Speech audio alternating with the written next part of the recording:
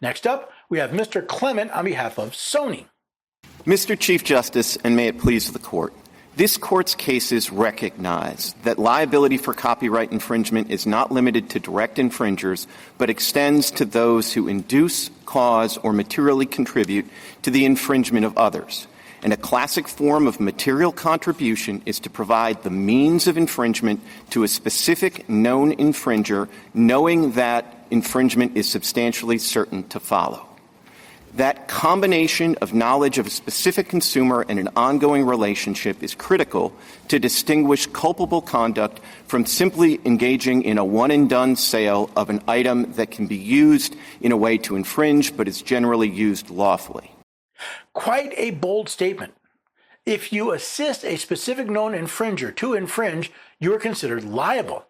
But is that what happened here? Did Cox assist a specific user in order to establish culpability? Or did they merely not turn off a service used by the alleged copyright infringer, an accusation not yet proven in court? Now, on this record, it is beyond dispute that Cox provided the service to known infringers with substantial knowledge that what they themselves called habitual abusers would continue to infringe.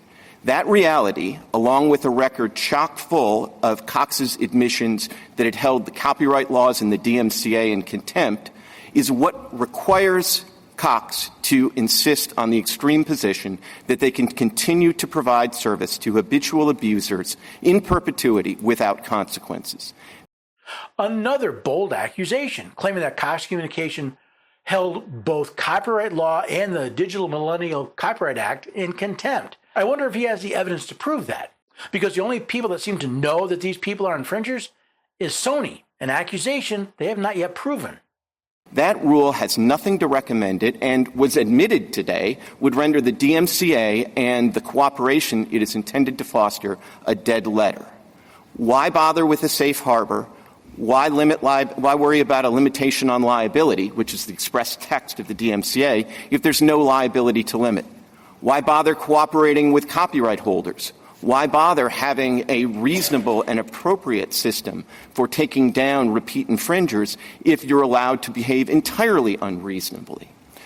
So in all of this, you see that the position that's being advocated by Cox is a product of the record in this case. If Cox is right on the law, then Cox could take tens of thousands of copyright notices and throw them in the trash, and they could have its employees say, F the DMCA. That is, in fact, what the record says, which is why they're asking you for an extreme rule. I welcome the Court's questions. Many bold and colorful claims, but do they hold up during questioning?